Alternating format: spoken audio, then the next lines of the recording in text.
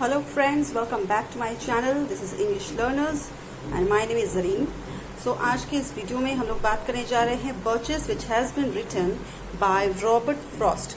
यहाँ पे मैंने आपको 3 पेजेस दिए हैं. This is number 1, 2 and the last one is 3. तो सबसे पहले हम लोग बात करने जा रहे हैं 1, 2 and 3. Birches क्यों लिखा गया है, किसने लिखा है, क्या सोच करके लिख रहे थे, ये सारी बातें हम लोग करने जा रहे हैं. लेकिन ये वीडियो जो है वो स्पेशली मैं डेडिकेट कर रही हूँ. मेरी एक फ्रेंड है जिनका नाम आप देख सकते हैं, Srishti Rawat. This video is dedicated to you. Share this video to your friends also because आपने ये रिक्वेस्ट किया था, मुझे कमेंट बॉक्स में लिखा था मेरे लिए कि आप एक बर्चेस के ऊपर में एक वीडियो बनाइए. तो ये वीडियो सृष्टि रावत सॉरी मुझे नाम नहीं लेना आता शायद आपका मिस सृष्टि, ये आपके लिए है. आप मेरी बहुत अच्छी फ्रेंड है कि आपने मुझे एक कमेंट किया और मुझे बताया, एक मौका दिया कि बर्चेस के बारे में लिख सकूं. तो चलिए शुरू करते हैं. ये वीडियो में मैं आपको ज्यादा टाइम नहीं लूंगी. ये वीडियो बहुत ही शॉर्ट होने वाली है. बहुत ही आसान तरीके से मैं आपको लिख करके बता दी हूँ कि because it has been explained in 5 minutes 5 marks. मतलब ये जो समरी मैं दे रही हूँ आपको, ये 5 मार्क्स का होगा और वो भी सिर्फ 5 मिनट्स में. इतना इजी तरीके से मैंने लिखा है और हर एक पॉइंट्स को आपके लिए लिख दिया है ताकि आपका कोई भी चीज मिस ना हो. चलिए अब हम लोग बर्चेस, आपके पास वो एक्सट्रैक्ट होगा ही, वो चीजें जो लाइंस है 59 लाइंस जो है पोएम की वो आपके पास होंगी ही, इसलिए मैंने वो नहीं लिखी है. लेकिन मैं आपको नेक्स्ट वीडियो में पूरी तरीके से बताऊंगी तो वो आपको अगले वीडियो में मिल जाएगा. तो फिलहाल के लिए आप 5 मिनट्स वाला टास्क कर लेते हैं. Birches is a poem written by an American poet Robert Frost. Now Birches किसने लिखा है? रॉबर्ट फ्रॉस्ट ने, जो कि एक अमेरिकन पोएट है. और उन्होंने क्या सोच करके लिखा है, ये पूरा वीडियो में हम लोग बात करने वाले हैं. The poem is a piece. सबसे पहले पता करना पड़ेगा कि पोएम क्या होता है, पोएम किसको बोलते हैं. Poem is a piece of writing that has features of both speech and song. जो कि एक सॉन्ग की तरह लगे सुनने में और जिसमें एक स्पीच हो, जो कि स्पीकर है, जो स्पीक कर रहा है वो कुछ स्पीच देना चाहता है. तो इसे हम लोग बोलते हैं पोएम, जिसमें सॉन्ग की तरह से सुनने के लगे लेकिन वो राइटर के हिसाब से, वो स्पीकर के हिसाब से वो एक स्पीच हो. जैसा कि रॉबर्ट फ्रॉस्ट हम लोग पहले से जानते हैं कि वो एक नेचर पोएट है, वो नेचर लवर है, तो इसलिए उन्होंने बर्चेस के बारे में लिखा है. ना birches is a single stanza poem. ये एक ही स्टैंजा में कंप्लीट किया है इन्होंने, जिसमें 59 लाइंस है, ब्लैंक वर्स है. It's a blank verse poem because it is unrhymed and in iambic pentameter. Blank verse भी मैं आपको बाद में बताऊंगी. पहले आप पूरी तरीके से ये पॉइंट जो है ना अपने कॉपी में नोट करिए because it is going to be very helpful. अगर आप नोट नहीं भी करना चाहते हैं, जस्ट आप इस वीडियो को डाउनलोड कर लीजिए और बार बार इसे देखते रहिए कि इसमें मैंने क्या लिखा है. अगर आप लिखने बैठेंगे तो भी आपका टाइम वेस्ट होगा, राइट. तो इससे बेहतर है कि आप वीडियो को बार बार देखें, बार बार उसे पढ़ें जो मैंने लिखा है. It is unrhymed and in iambic pentameter. The poem Birches was included in Frost's third collection of poetry, Mountain Interval, which was published in 1916. जो Birches है ये फ्रॉस्ट की थर्ड कलेक्शन ऑफ पोएट्री है. मतलब उन्होंने, हर पोएट जो है ना, बेसिकली हर पोएट अपना एक बहुत सारा स्टोरीज, बहुत सारा पोएम एक बुक में लिखता था और उस बुक का एक नाम दिया जाता था. ये पहले के टाइम की बात करिए, अभी भी ये चलता है. तो वो जो कलेक्शन, उसको जो बहुत सारा एक बुक में बहुत सारा पोएम्स जो डाल रहे हैं उसको हम लोग बोलते हैं कलेक्शन. तो इन्होंने, फ्रॉस्ट की ये थर्ड कलेक्शन थी और उस थर्ड कलेक्शन का नाम था माउंटेन इंटरवल. मतलब एक बुक है जिसका नाम है माउंटेन इंटरवल, जिसके अंदर में आपको बहुत सारा पोएम्स मिल जाएगा. उनमें से ये एक पोएम दिया गया है जिसमें आपको माउंटेन इंटरवल में आपको बर्चेस भी मिलेगा. ठीक है. Now which was published in 1916. ये कब पब्लिश हुई थी? 1916 में. It is one of the most famous work of Robert Frost because वो एक नेचर लवर थे, नेचर पोएट थे, तो इसी कारण ये बहुत ज्यादा फेमस भी थे अपने वर्क को लेकर के, क्योंकि ये बहुत ही गहराई से लिखते थे. वॉट इज नाउ, अब हम लोग क्वेश्चन करने जा रहे हैं. इसको हम लोग क्या कहते हैं? Self question. क्या कहते हैं? Self question. सेल्फ क्वेश्चन क्या होता है? सेल्फ क्वेश्चन होता है कि भाई हम लोग पढ़ने से पहले हम लोग सोचते हैं ना कि इसमें क्या पेंटामीटर होगा, क्या राइमिंग स्कीम है, ये क्यों लिखा है पोएम ने, ये पोएम को क्या सोच करके वो लिखे, है ना, ये स्पीकर के बारे में बात कर रही हूँ, पोएट के बारे में बात कर रही हूँ कि उन्होंने ऐसा क्या चीज देखा जो बर्चेस क्या होता है, वो एक पेड़ होता है, ठीक है, लंबा लंबा टाइप का, और वो बेंड हुआ है। ये पोएम के हिसाब से दिखा रहा है कि वो बेंड हुआ है। वो बेंड क्यों हुआ, पोएट इमेजिन कर रहा है कि ऐसा हुआ होगा, वैसा हुआ होगा, पर एक्चुअल में क्या है ये अभी हम लोग पढ़ने जा रहे हैं। तो पहले हम लोगों के दिमाग में बहुत सारा क्वेश्चन रहता है कि एक्चुअल में हुआ क्या था। नाउ फर्स्ट क्वेश्चन मेरी तरफ से, what is the poem birches talking about. इस बर्चेस, ये जो पोएम है, इसमें हम लोग बात क्या कर रहे हैं, सबसे इंपॉर्टेंट क्वेश्चन है, ठीक है। I am marking this as an important because ये पॉइंट्स जो मैं दे रही हूँ ये आपको अपने कॉपी में यानी कि अपने एग्जाम के आंसर्स में आपको लिखना होगा। So the answer is, it describes the simple act of swinging. Swinging सबको पता है ना, स्विंगिंग झूला झूलना, ठीक है। मुझे उतना ड्राइंग वही नहीं आता, okay. So try to understand. It describes the simple act of swinging. जो झूल रहा होता है ना, तो वो झूला का फ्लो को, मतलब उसके फ्लो को बोला जा रहा है, simple act of swinging the birch trees. जो बर्च ट्री है, suppose it is a tree, अब वो बेंड हो गया है। अब वो बेंड किया कैसे हो गया, इस तरह से हो गया। Now it describes the simple act of swinging the birch trees, a common sport among children in rural New England where Frost spend his childhood. इससे हम लोग को पता चल रहा है कि चाइल्डहुड उनका, जो हमारे रॉबर्ट फ्रॉस्ट है, उनका चाइल्डहुड कहाँ बीता है, न्यू इंग्लैंड में। रूरल मतलब थोड़ा गांव टाइप का लोकेशन, ठीक है। अब ये बहुत पुराने टाइम का बात किया जा रहा है, तो यहाँ पे रूरल न्यू इंग्लैंड बोला जा रहा है, ठीक है, जहाँ पे उन्होंने अपना चाइल्डहुड गुजारा था। अब वहां पे वो बहुत ही कॉमन स्पोर्ट माना जाता है, कॉमन स्पोर्ट माना जाता है कि भाई पेड़ है और दो पेड़ के बीच में हम लोग करते हैं ना, गांव में जाते हैं हम लोग झूला बना देते हैं, राइट। तो वो जो झूला बन गया है वो स्विंग कर दिया, ये नॉर्मल पेड़ है ना, ये बर्च नहीं है। तो बर्च ट्री में जो किया है उन लोगों ने, वो बिल्कुल पतला पतला टाइप का होता है, वो तिरछा हो गया है, वो फॉल हो गया है, ठीक है, वो टेढ़ा हो गया है।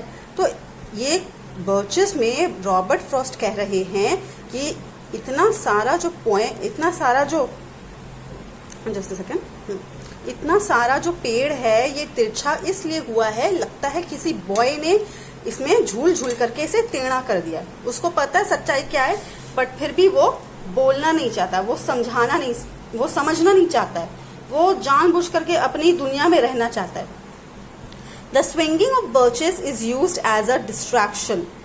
The swinging of birches is used as a distraction, a pastime to busy oneself in order to escape the realities and hardship of the adult world. मतलब ये जो बर्चेस जो स्विंग कर रहा है, ठीक है, जो टेढ़ा होकर के ऐसा झूला झूलने का सोच रहे हैं, तो ये एक तरह का पास टाइम है अपने आप को बिजी करने के लिए। बहुत सारे बच्चे लोग क्या करते हैं, जब कोई गांव जाता है, आप में से जब कोई गांव जाते हैं, ठीक है, सपोज, तो सबसे पहला स्पोर्ट आपका यही रहता है कि भाई फ्रेंड लोग से मिलेंगे और फिर झूला झूलेंगे। वहां पे पेड़ है, वहां पे उन लोग दो दुपट्टा बांध करके रख दिया है, तो वहां पे झूलने जाएंगे। तो वही मेंटालिटी यहाँ पे भी है। अरे भाई ये फॉरेन है, इसका मतलब ये क्या हुआ तो क्या ये मतलब न्यू इंग्लैंड है, तो क्या वो लोग झूला नहीं झूलते होंगे, या वो लोग बच्चे नहीं होंगे, बिल्कुल नॉर्मल हमारी तरह बच्चे थे, ठीक है। Now the swinging of birches is used as a distraction, a pastime to busy oneself in order to escape the realities and hardship of the adult world. यहाँ पे स्पीकर यानी कि रॉबर्ट फ्रॉस्ट कह रहे हैं कि ये एक तरह का एक्ट है जिसमें एक इंसान जो अपना पास टाइम करता है, अपना जो टाइम है वो पास करने की कोशिश करता है ताकि वो अपने आप को एस्केप कर सके, ताकि वो अपने आप को एस्केप कर सके जिंदगी की रियलिटी से और हमारे एडल्ट वर्ल्ड के हार्डशिप से। मतलब हम लोग का जो रियल लाइफ है, रियलिटी में इतना आसान नहीं है सब कुछ भूल करके, मतलब रियलिटी को छोड़ करके मतलब झूला झूलने बैठ जाना, अपना गेम खेलना। लेकिन वो चाहता है ऐसा क्योंकि वो अंदर से बहुत ज्यादा टायर्ड हो चुका है, क्योंकि उनका एज जो हो रहा था ना वो 40 एज हो रहा था। तो आप समझ लीजिए उस एज में हम लोग आजकल के जमाने में 30 ईयर्स में एकदम उग जाता है, ये तो 40 हो गया था इनका। What is the main conflict in birches. Now सबसे पहला बात, ये आपका फर्स्ट हमारा नेक्स्ट चीज है कि the conflict between fun and duty. What is the main conflict. हमारा इस पोएम में मेन कॉन्फ्लिक्ट क्या है बर्चेस को लेकर। बर्चेस की वजह से हमारे लाइफ में, जो पोएट की लाइफ में फन एंड ड्यूटी, फन कब होता है जब हम लोग बच्चे रहते हैं, हमारा चिल्ड्रन टाइम होता है, हम लोग चाइल्ड रहते हैं, है ना। फ्रॉस्ट स्पेंड हिज चाइल्डहुड इन रूरल न्यू इंग्लैंड। तो वो उस टाइम पे अपना सोच रहा होता है कि जब मैं छोटा था तो मैं कितना मजे करता था, मस्ती करता था, फन करता था, लेकिन जैसे जैसे मैंने 10 पास आउट किया, 12 पास आउट किया, फिर इंसान बड़ा और पढ़ाई की तरफ आगे जाता है। आगे जाते जाते फिर उसके एक टाइम आता है इसके लिए जब उसे काम करना होता है ना, अपने फैमिली के लिए अर्न करना होता है। मतलब वो फन से लेकर के वो ट्रांसफर हो जाता है ड्यूटी में, ठीक है। फन बन जाता है उसका फंड फन बन जाता है उसका फंड। मतलब अगर फन चाहिए पहले आपको फंड कमाना पड़ेगा, राइट। अगर फन पहले तो कर लिया तो बाद में आपको फंड करना पड़ेगा। फंड मतलब आपको बाद में ड्यूटी निभाना पड़ेगा, राइट। क्योंकि हर किसी के लाइफ में कभी ना कभी फन आता है, कभी ना कभी ड्यूटी आती ही है, and you have to do, because life जो हम लोग का बर्चेस, ये जो पोएम है इसमें जो हम लोग देख रहे हैं कि एक टाइम पे वो सीधा था, जो बर्च का पेड़ है वो एक टाइम पे सीधा था, लेकिन धीरे धीरे वो बेंड हो गया, right. That is called bend, तिरछा हो गया। Now next question, what is the rhyme scheme of the poem. मैं आपको पहले ही बोल चुकी हूँ कि राइम स्कीम क्या होता है, जिसमें जैसे कि fair hair, star war, twinkle twinkle पढ़े हैं हम लोग, तो उसमें भी आप देखते हैं twinkle twinkle little star, how I wonder what you are, star are. मतलब बिल्कुल लास्ट का जो वर्ड्स होता है वो बिल्कुल मिलता जुलता रहता है ना, सेम टाइप का रहता है सुनने में, तो that is called rhyme scheme. लेकिन जब आप बर्चेस जो पोएम पढ़ेंगे उसमें कोई आपको सिमिलर वर्ड टाइप का नहीं मिलेगा। जैसे हम लोग पढ़ते हैं twinkle twinkle little star, how I wonder what you are.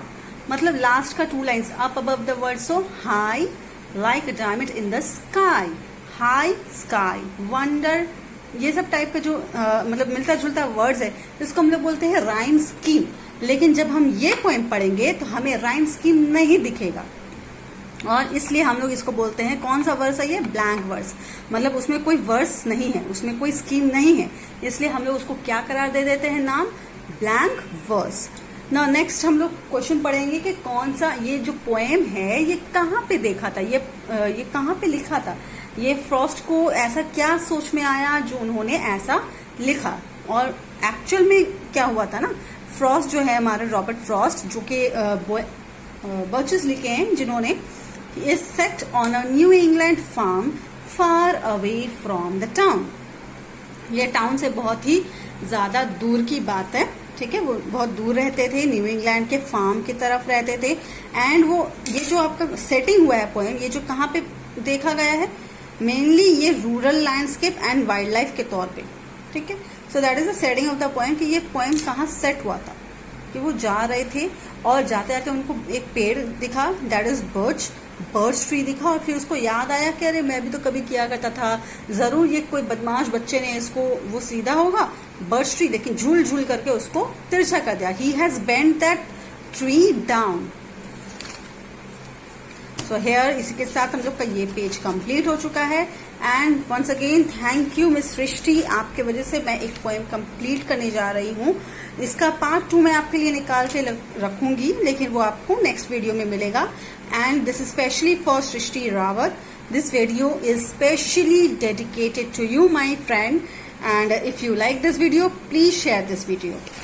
Now let's come to the question number 5, what is the birch tree symbolize in Birches. अब बर्च ट्री क्या चीज हम लोग को बताने की कोशिश कर रहा है इस बर्चेस पोएम में। It symbolises the life of the poet. इसमें हम लोग जो पोएट है उसकी लाइफ के बारे में बात कर रहे हैं, and how his perception of life has change as he grows old. अब वो जैसे जैसे इंसान, जैसे क्या है ना, बचपन में हम लोग को कोई चीज पसंद होता है, बड़े होते होते होते हमारा जो टेस्ट ऑफ फ्लेवर है वो चेंज हो चुका होता है।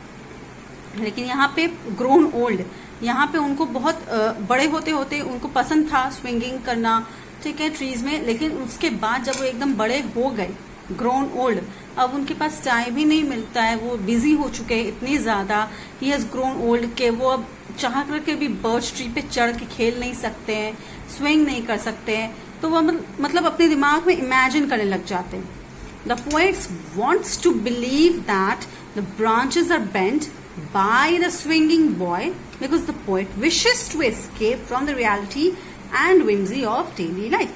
वो चाहते हैं, वो दिल से चाहते हैं कि वो मतलब उनका दिमाग, उनको पता है, उनको दिमाग एक हिस्सा उनको बोल रहा है कि भाई ये सच नहीं है, जरूरी नहीं है कि एक बच्चे के वजन से एक बर्च ट्री जो है बहुत कड़ा होता है वो बेंट हो जाए। लेकिन इस चैप्टर में, इस पोएम में जो रॉबर्ट फ्रॉस्ट है वो मतलब अपना एक हिस्सा दिमाग को कंट्रोल करके वो दूसरे हिस्से पे जा रहे हैं कि नहीं भाई ये कोई बच्चे ने ही किया है। उनको पता है कि ऐसा नहीं है, बट फिर भी वो विम्जी एंड रियलिटी, ये दो चीजों में एकदम कंफ्यूज होकर के मतलब अपने आप को एक्सेप्ट ही नहीं करने दे रहे हैं। He don't want to accept that it is the real, it is not the reality, है ना। अब एक बच्चे का वजन इतना ज्यादा भारी नहीं होता है कि वो बर्च ट्री को बेंड कर दे, लेकिन वो चाहते हैं मानना, इसलिए वो यहाँ पे मान रहे हैं। The poet, that is why I have written, the poet wants to believe that the branches are bent by the swinging boy because the poet wishes to escape, क्योंकि वो चाहते हैं, वो escape करना चाहते हैं जिंदगी की सच्चाई से। इतना कुछ वो देख चुके हैं लाइफ में कि अब वो ऊब चुके हैं और अब वो इमेजिनेशन के लाइफ में रहना चाहते हैं ना। पहले आपको मैंने बताया था यहाँ पे फर्स्ट पेज में कि ब्लैंक वर्स, राइट, ये राइम स्कीम वाला मैंने आपको क्वेश्चन दिया था ना। There is no rhyme scheme, there is no blank verse. जिसमें राइम स्कीम नहीं होता है उसको हम लोग बोलते हैं ब्लैंक वर्स। कौन सा वर्स? Blank verse. तो अब आपको मैं बताती हूँ कि ब्लैंक वर्स क्वेश्चन नंबर 6 के हिसाब से ब्लैंक वर्स होता क्या है। ब्लैंक वर्स बेसिकली हम लोग पोएट्री में बोलते हैं जिसमें किसी भी तरीका का फॉर्मली राइम स्कीम नहीं होता है। जैसे कि हम लोग पढ़ते पढ़ते हेयर फेयर और फिर आपका हो गया वंडर, थंडर, इस तरह का जो वर्ड्स होता है ना, इसको हम लोग बोलते हैं राइम स्कीम। लेकिन जिस पोएम में ऐसा नहीं होता है उसको कौन सा वर्स करार दिया जाता है? Blank verse. Most blank verse in English is iambic pentameter. ज्यादातर इंग्लिश में जो ब्लैंक वर्स होता है उसको हम लोग क्या बोलते हैं? Iambic pentameter. अब हम लोग बात करेंगे कि इसमें क्या थीम है, इसमें ऐसा क्या चीज है इस पोएम में जो पोएट के हिसाब से वो सोचे जा रहा है, क्या थीम को लेकर के वो चल रहा है। तो फर्स्टली आपका आ जाता है nature, memory and childhood. Nature, क्योंकि फ्रॉस्ट जो है वो हमेशा नेचर लवर है, वो जो भी पोएट लिखते हैं, पोएम लिखते हैं, वो बेस रहता है उनका नेचर के ऊपर, है ना। तो he is a poet of nature, he is a lover of he is a lover of nature. Secondly वो अपना मेमोरी में चले जाते हैं, वो अपने पुराने याद में चले जाते हैं, मेमोराइज कर रहे होते हैं कि यार मैं भी बच्चा था, मैं भी झूलता था, ये वो, ठीक है। वो अपने बचपना में चले जाते हैं, वो अपना जिंदगी का जितना भी दुख है, दर्द है, वो सब कुछ भूल करके वो वापस अपने बचपन में जाने की कोशिश करते हैं। That is why we have written childhood, nature, memory and childhood. Now this poem speaks about the poet's encounter with those beautiful trees, है ना। पोएम में बताया जा रहा है कि पोएट जो है ना वो एनकाउंटर करता है ब्यूटीफुल ट्री से, वो गुजर रहा होता है उस जगह से और अचानक से उसे जैसे ही दिखता है बर्च ट्री, उसे अपना बचपना याद आ जाता है। जैसे हम लोग चलते चलते हम लोगों को कुछ याद आ जाता है, अरे यहाँ पे मैंने आइसक्रीम खाया था मम्मी के साथ में, हाँ बहुत दिन हो गए, वहीं पे खाएंगे फिर से जाकर। तो वही चीज जैसे हम लोग रिकॉल करते हैं ना, तो यहाँ पे पोएट भी है उसी चीज को रिकॉल कर रहा है कि यार मैंने भी तो ऐसा किया था, अब मैं कर नहीं सकता, अब तो मेरा उम्र हो गया है, मैं 40 का हूँ, अब मेरा भी वजन बढ़ गया है, ये बर्च ट्री मेरा वजन जो है वो संभाल नहीं पाएगा, वो बेंड हो जाएगा। अरे ये बर्च ट्री बेंड क्यों हुआ, ये तो जरूर किसी बच्चे ने किया होगा। तो इतना सारा चीज जो है ना उनको दिमाग में चल रहा होता है। It illustrates how he associates two different ideas while looking at the bent branches of those beautiful trees. He was 40 when he published the poem, and it reveals the feelings of a man in middle age. तो उनको पता है कि उनका दोनों जो idea है, वो जो आइडियोलॉजी लेकर के चल रहे हैं कि एक बच्चे ने क्या होगा, ऐसा हो ही नहीं सकता, राइट? ऐसा हो ही नहीं सकता, because it is not possible ना, कि इतना हैवी तो होता नहीं है ना एक बच्चा कि वो एक बर्च ट्री को, टहनी को उसके पूरे के पूरे बेंड कर दे ना। अब वो 40 के हो चुके हैं और वो 40 के एज में इन्होंने ये बर्च पोएम जो है ना, बर्चेस, ये पब्लिश करवाया था। और जिससे कि क्या रिवील हो रहा है, and it reveals the feelings of a man in middle age looking both ahead toward death and backward to childhood. So इस चीज से वो रिवील किया जा रहा है कि वो किस चीज से वो भागना चाहते हैं। अगर वो वो 40 के हो चुके हैं, फिर धीरे धीरे उनका एज और बढ़ते जाएगा। तो अभी वो एंजॉय नहीं करेंगे तो कब करेंगे? इसलिए वो अपने डेथ से एक तरह से पीछा छुड़ाना चाहते हैं और वो वापस अपने बचपन में जा करके बर्च ट्री में खेलना चाहते हैं, लेकिन हो नहीं सकता, पॉसिबल नहीं हो सकता इतना। इसलिए वो इमेजिन कर रहे हैं कि जरूर ऐसा हुआ होगा। वो इमेजिनेशन लाइफ में चले गए हैं और साथ ही साथ वो अपने चाइल्डहुड को बैकवर्ड करना चाहते हैं, मतलब वो अपने बचपने में भी वापस जाना चाहते हैं। So these are the things which I have done it till now so far. So अभी मैं आपको एक और चीज दूंगी, that is called summary. This is our page number 3 as I have told you earlier, and in page number 3 ये आपको 5 minutes में करेंगे हम लोग। 5 मार्क्स का नियर अबाउट होगा। ये है मेरा समरी, तो ये 5 मार्क्स का 5 मिनट्स के। So let's start my dear friends. Robert Frost wrote Birches between 1913 and 1914, eventually publishing in 1915। उन्होंने स्टार्ट किया था 1913 से 1914 तक, करते करते वो पब्लिश होने में 1915 लग गई। The poem was later included in Frost third collection of poetry mountain interval. मैंने आपको पहले कहा था कि जो महारथी लोग थे पहले के टाइम पे, वो लोग एक बुक लिखते थे और उसमें बहुत सारा पोएम्स होता था। और वो जो बुक को एक टाइटल दिया जाता था, तो यहाँ पे भी ये उनका थर्ड कलेक्शन था। ठीक है, इन्होंने थर्ड बुक लिखा था, थर्ड कलेक्शन था, थर्ड कलेक्शन ऑफ पोएट्री, जिसको नाम दिया था, टाइटल दिया था माउंटेन इंटरवल। उसके अंदर में ये बर्चेस बोल करके एक पोएट लिखा है उन्होंने। उसके अंदर में यानी कि और भी बहुत सारा सामान है, बहुत सारा वर्क्स है उनका, लेकिन उनमें से एक आपका बर्चेस भी मिल जाएगा अगर आप खोलेंगे Mountain Interval third collection of his poetry. ना इसमें कितने लाइंस है? 59 lines of blank verse. It consist of 59 lines of blank verse. The poem features a speaker who likes to imagine that the reason ice-covered birch trees are stooped is that a young boy who has been climbing them and swinging to the ground while holding onto the flexible tree tops. ये poem में वो बोल रहे हैं कि ये ice नहीं है भाई, ये आइस नहीं है, ये आइस का काम नहीं है। वो वहाँ पे स्नोफॉल हो रहा था, आइस फॉल होता था। ठीक है, वो ट्री जो है उसका ऊपर का हिस्सा पूरा आइस से कवर हो चुका था, जिसके वजह से वो उस भार की वजह से वो बेंड हो रहा था। और जब सूरज निकलता है वो पिघल रहा होता है और वो पूरा शावर ऐसा लगता है किसी लड़की ने भीगे बाल लेकर के उल्टा करके रखी है और वो उसको सुलझाने की कोशिश कर रही है। ठीक है, तो वो एक सिचुएशन दिखाते हैं, वो एक सीन दिखा रहे होते हैं हम लोगों को पोएट। तो ऐसा लग रहा है, ऐसा हुआ नहीं है। हम ये नहीं, ऑब्वियसली वो पेड़ है, वो लड़की तो नहीं है और ना ही वो बॉय है, राइट। तो वो ये मानने को तैयार नहीं है, अपने दिमाग को इमेजिन को अपनी इमेजिनेशन पावर को इतना ज़्यादा स्ट्रांग कर चुके हैं कि नहीं, ये आइस कवर नहीं किया था, ये ज़रूर किसी बच्चे का काम है जिसने इसे इसके ट्री टॉप के ऊपर में, इसके फ्लेक्सिबल ट्री टॉप के ऊपर में चढ़ कर इसे तिरछा कर दिया, इसे बेंड कर दिया है।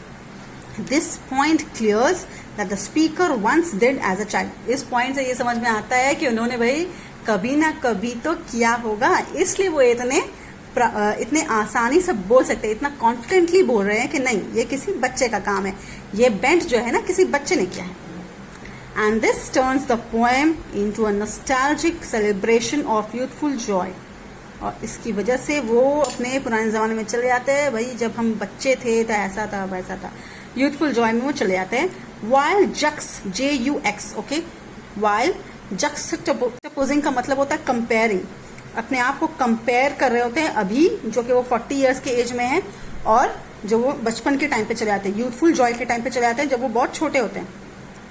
Comparing childish spontaneity with serious and boring realities of life. और फिर वो अपने आप को कंपेयर करने लग जाते हैं कि अभी जो लाइफ है मेरा बहुत ज़्यादा बोरिंग है, प्रेशर है, ये है वो है, और अभी एडल्टहुड में बहुत कुछ परेशानियां भी होती है लाइफ में और आपको ही सॉर्ट आउट करना होता है। लेकिन जब हम छोटे होते हैं तो ऐसा कुछ नहीं है, हमारे मम्मी डैडी बहुत सारे लोग जो है हम लोगों को मदद करते हैं। तो ये चैप्टर से, ये बर्चेस से ये 5 मार्क्स का समरी 5 मिनट्स में मैंने कंप्लीट कर दिया।